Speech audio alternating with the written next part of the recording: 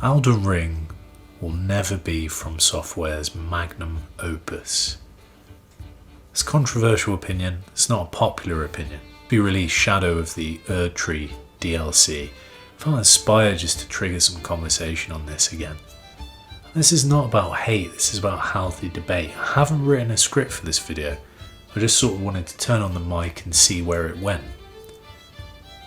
Now, I've issued and sort of conveyed my experiences with Elden Ring on the channel before. There's a critique video on there. I watched it back the other day to see if I was balanced and sort of fair in my approach, and I believe I was. Ultimately, what I see in Elden Ring is the commercial and capitalist turn of events for a very talented and almost cultist studio.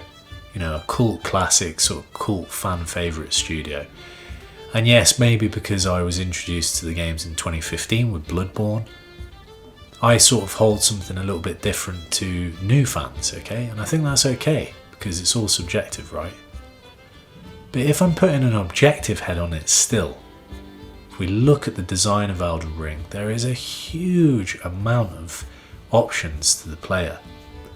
And fundamentally, one of the key things for me is shadow summons. Shadow summons are essentially the easy mode available to the player. But what I found with the boss design in Elden Ring is that the bosses are designed far less in a refined fashion compared to previous titles, and I think this is compounded by the fact that they were trying to ensnare a wider audience.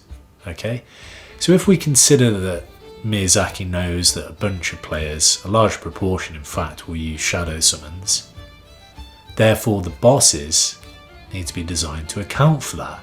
And you can sense it when you're playing them. For somebody like me and many others who have played prior titles, you can feel it.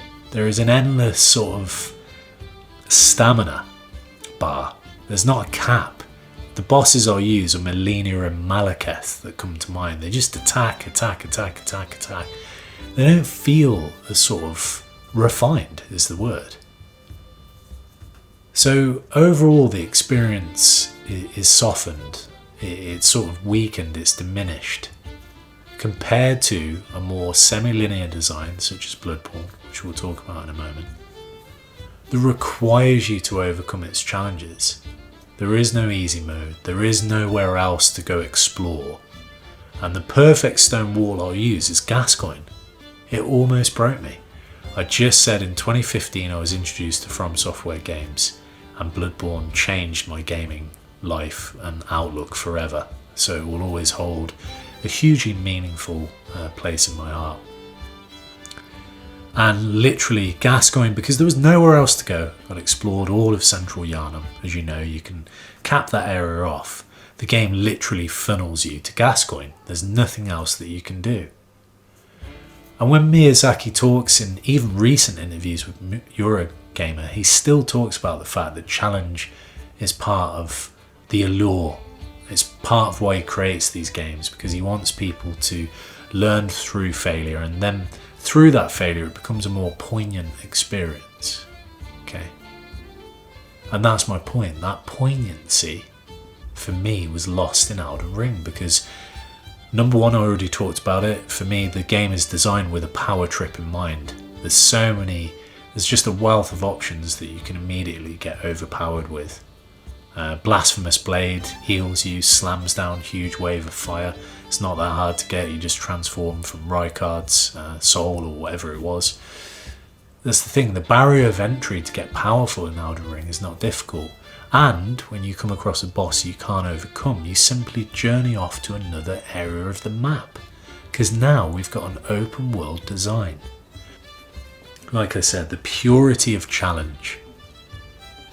The mystique of getting past a complete stone wall in your way, Father Gascoigne. Whichever was your stone wall, you'll remember it. For me, it's Father Gascoigne. The game almost broke me, but it didn't.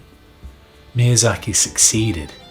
He got me to realise that I would do it in the end. That tenacity, I cannot stress this enough, it changed my being as an actual human being in my adult life, how I operate, how tenacious I can be to overcome challenges. I can't stress that enough. And call me a veteran if you will, you can't really say that since I was a 2015er with Bloodborne. But Elden Ring never made me feel that way, not once. Even when I picked up the Demon's Souls remake on PlayStation 5, that pulled the rug out from me, because I died a significant amount of times on the starting area and realised you were put straight back to the first checkpoint. So we can't say that, it's a new experience and you're just a veteran now and you've got used to the games. It's not about that. There's something fundamental about the way Elden Ring has been designed that removes some of that purity of the challenge for me. And I'm not here saying we shouldn't welcome more players to this incredible genre. I'm saying we shouldn't dilute the genre for the purpose of entertaining a wider audience. Because then what are we doing? We are sullying the art form itself. We're sullying a genre that was built on the principal tenets of risk and reward. And there, I said I didn't write a script for this one. There it segues very nicely into a point. With Elden Ring, those core pillars of risk and reward were again sullied by the structure of the game. If there was risk, I could hop on torrent and I could go somewhere else. I could immediately escape that risk. Yes, you still could lose your runes, but again, being able to zip by on torrent and collect them. That's my point. Risk and reward was definitely sullied.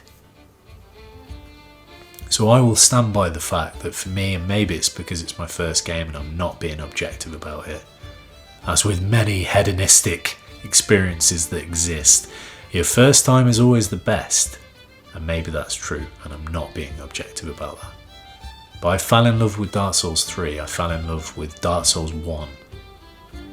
So perhaps being objective, I can say that semi-linear design with challenges that every player will have to muster up the courage and tenacity to overcome. And therein lies an opportunity to build a community that's wrapped around the same problem. We all went through it. Yeah, how did it feel? Oh, it was horrible, wasn't it? How did you do it in the end? Oh, I went away and I just farmed a corridor for 15 hours because I had nowhere else to go, or I used Molotovs, whatever it was. Because there wasn't a huge raft of options for me. I had to work within limited guardrails to achieve the goal. But yeah, for me, the magnum opus so far has been Bloodborne. And maybe we can do more on that another time if you enjoyed this discussion. But let's touch on a couple of elements. Cohesive world. A cohesive world rife with imagination. Yes, they've tapped into Lovecraftian lore, so you could argue, there's a little bit of West influence again. But let's be honest, this was Miyazaki and Tribe on this. The imagination was wild. And the world is so cohesive. Elden Ring is a patchwork quilt. So there's a cohesive language, there's a cohesive world here, there's a thread that carries through the whole game. And there's a purity of challenge that exists. We saw the purity of challenge, if we call it that, go to 150% in Sekiro. That's what I'm talking about. There's a simple statement that less is more. And I think that's my point in a nutshell. We can get fat. We can become No-Face from Spirited Away and just gorge on more options and a bigger world and more land travel with torrent. Because if you compare your experience on Elden Ring to somebody else's, I wager it will be extremely different. Down again to the sheer amount of fat and glut in that game. So many options, so many different things. So yeah, just wanted to rattle away on the mic, give my opinion. You can disagree, that's fine, I don't care. Just disagree with a degree of respect. And give me an articulate point for me to sort of debate with you. And whilst I might not have been fully articulate on this because I'm speaking from passion, I haven't written a script. I like to think I make my point with some degree of evidence or feeling or objectivity, subjectivity, a mishmash of it all. But yeah, let me know in the comments how you feel. Elden Ring's a very poignant one for me for the wrong reasons, and I've conveyed that today. Thanks for watching. Discuss in the comments below, and take care.